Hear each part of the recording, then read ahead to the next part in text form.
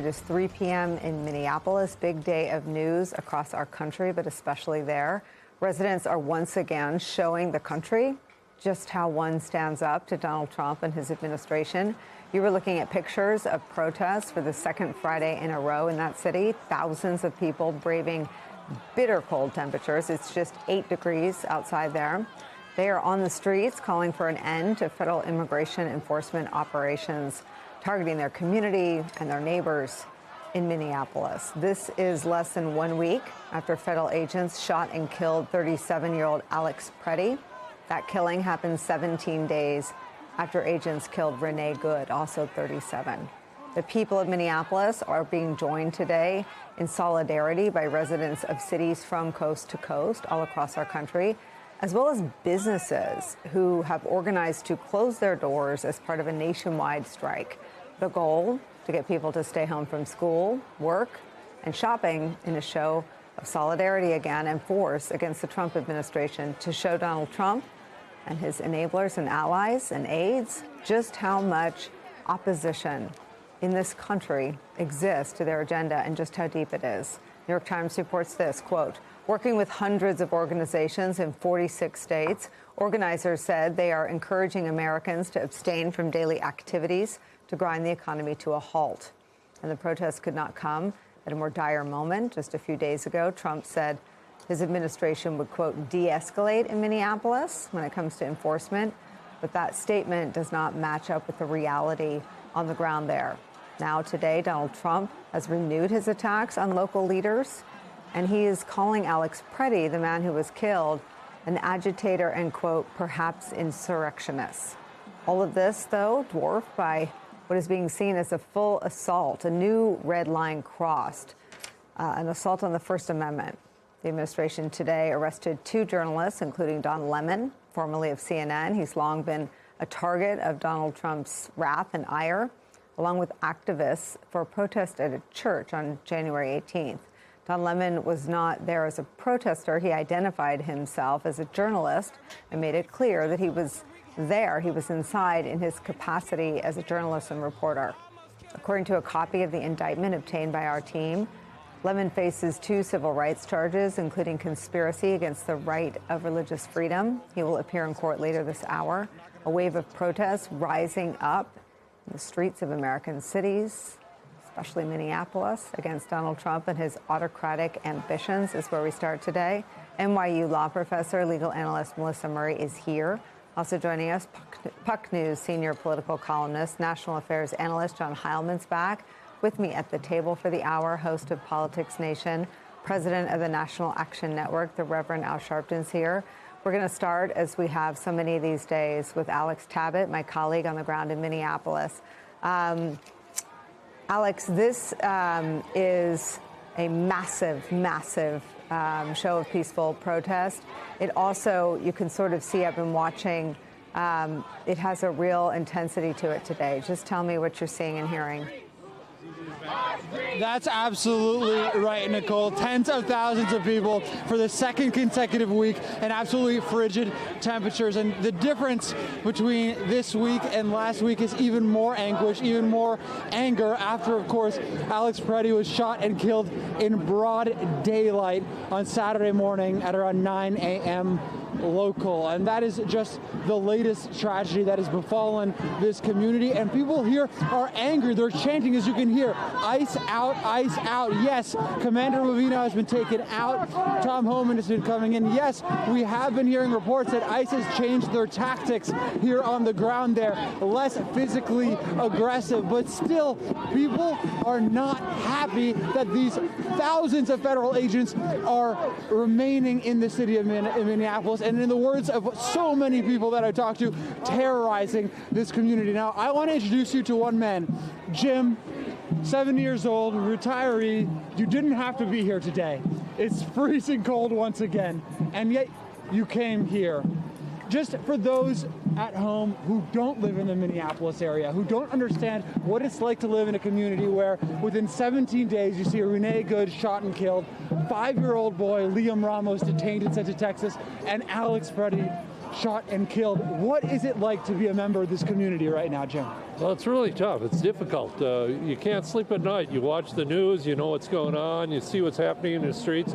You drive to the store, you see stores closed, you see businesses, restaurants gone, schools. I talk to people at the various schools. Children are afraid to go. They're throwing out hundreds of lunches at high schools and grade schools. It's terrible. It's awful. People are afraid to leave their homes. They can't get food even. We have to have people bring food to them.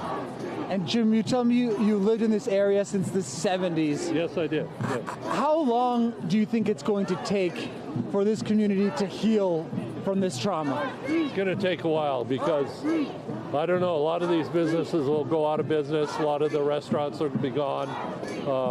It's terrible. That's why I'm here. I'm here to support the community. And the last question, Jim. Yeah. If you could talk directly to the Trump administration, what would you want them to know? Well, I'd like them to get these people out of here. These ICE people don't belong here. They're like goons. They're running around on the streets. It feels like, you know, I love history, and you see the SA Nazis roughing people up and beating people up in the streets. That's what it is here. If you're a brown or black person, they'll pull you over and ask for papers. You have to prove that you're a citizen. What kind of country is that? I mean, that's ridiculous. It's crazy. Jim, thank you so much for your time. Thank you.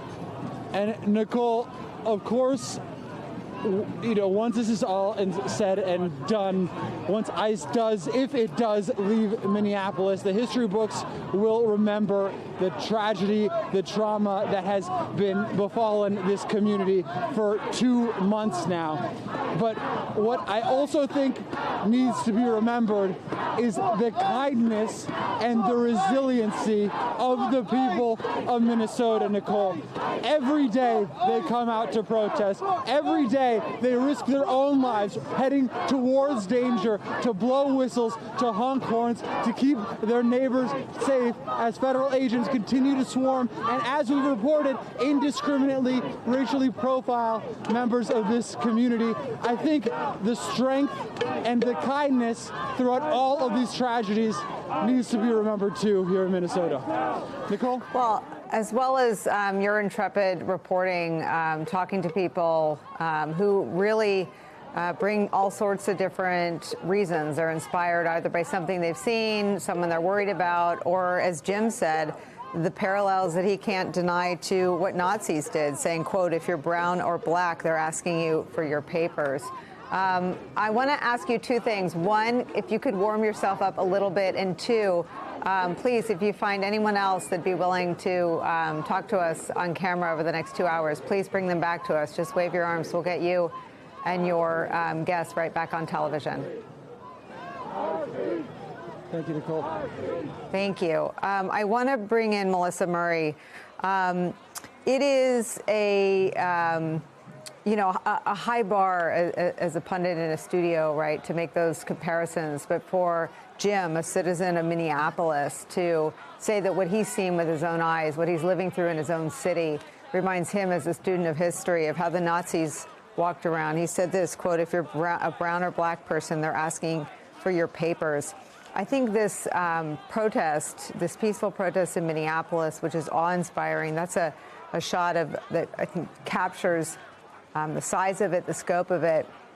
But I think when you let it sink in what people who are living there are living through, the use of a 5-year-old as bait, as human bait, to bait out someone by law enforcement, the killing of 2 U.S. citizens on the streets, it doesn't feel like hyperbole anymore. This feels like a real across the Rubicon moment. I think it is an across the Rubicon moment, Nicole. It's worth noting, as that guest did, that there are real parallels between what we are seeing here and what we've seen at darker points in our history.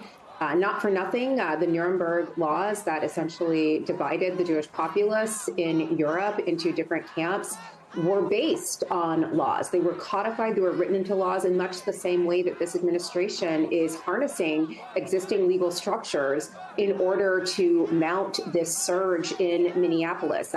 Again, ICE doesn't seem to be distinguishing between those who they believe to be undocumented migrants who have criminal records and those who are simply citizens or individuals who are lawfully here but happen to be brown or black. And that is essentially what happened. That's why you had people wearing markers or stars on their clothing during those periods in the 1930s to denominate them as individuals who were disfavored by the state. We're seeing that happen in real time. We are normalizing the treatment of certain people in our society as second class, and we're watching the people of Minnesota resist that characterization. It's amazing to watch, but it's terrible that we have to see it.